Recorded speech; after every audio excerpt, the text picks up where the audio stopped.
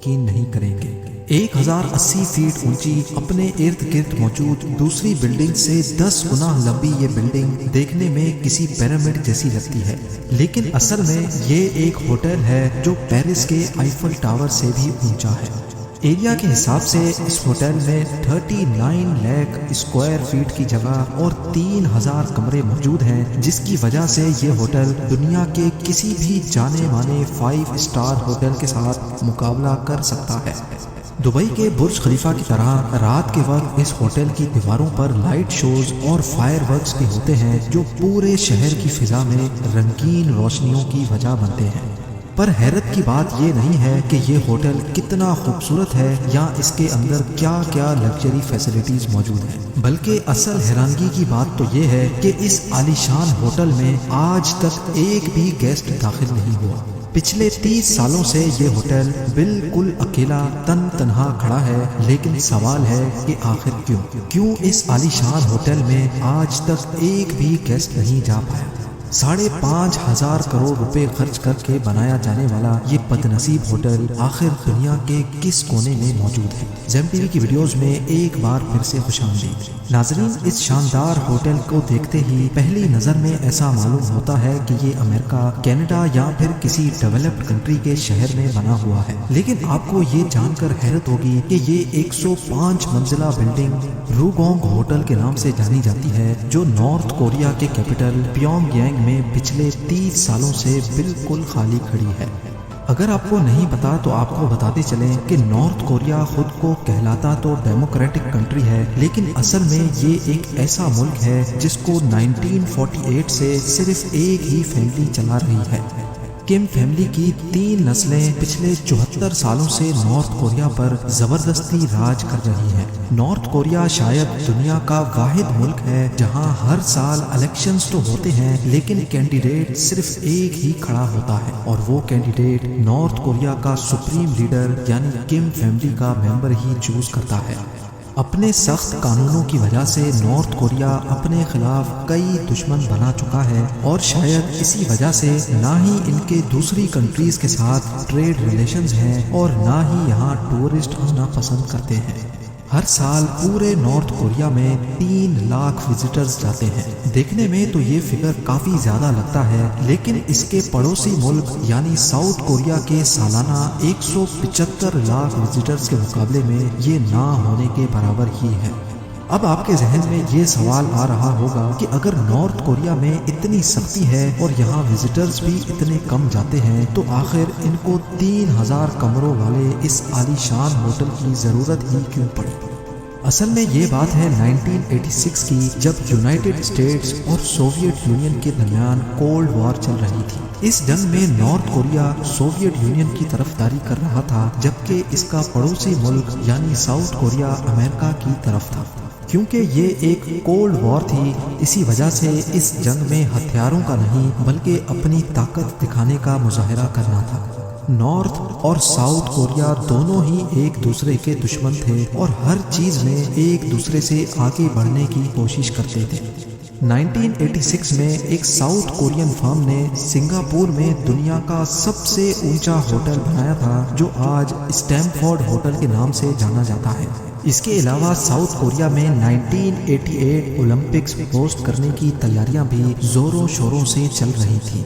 दुनिया का उस वक्त का सबसे ऊंचा होटल और 1988 ओलंपिक्स की वजह से साउथ कोरिया का पूरी दुनिया में बोलबाला था, लेकिन ये बात नॉर्थ कोरिया को किसी भी सूरत हजम नहीं हो रही थी। नॉर्थ कोरिया ने टसल में आकर अपने पास भी एक फेस्टिवल कराने का फैसला किया, जो कि असल में ओलंपिक्स का कॉपीड वर्जन था। ये फेस्टिवल 1989 में करवाया जाना था और उसमें आने वाले 22,000 पार्टिसिपेंट्स के लिए न सिर्फ प्योंगयांग का एयरपोर्ट एक्सटेंड किया गया, बल्कि 1.5 लाख लोगों के लिए एक ब्रांड न्यू स्टेडियम और 3000 कमरों का एक होटल भी बनवाने का फैसला किया। यह होटल 105 स्टोरी ऊंचा होना था, जो अनकरीब साउथ कोरिया के बनाए गए स्टैमफोर्ड होटल से वर्ल्ड रिकॉर्ड भी छीनने वाला था। ना सिर्फ इतना, बल्कि उस वक्त दुनिया में सिर्फ 21 ऐसी बिल्डिंग्स थी जिनके फ्लोर्स 100 से भी ज्यादा थे, और उनमें रूगोंग होटल का नाम सबसे ऊपर था। टसल में आकर नॉर्थ कोरिया ने इतने बड़े बड़े हवाई फायर तो कर दिए थे, लेकिन इतना ऊंचा होटल बनाने का ख्वाब उनके गले में आ चुका था। इतनी ऊंची बिल्डिंग बनाने के लिए बेशुमार स्टील की जरूरत थी, लेकिन स्टील नॉर्थ कोरिया के पास मौजूद नहीं था। इसी वजह से उन्होंने फैसला किया कि ये बिल्डिंग सिर्फ कंक्रीट से बनाई जाएगी।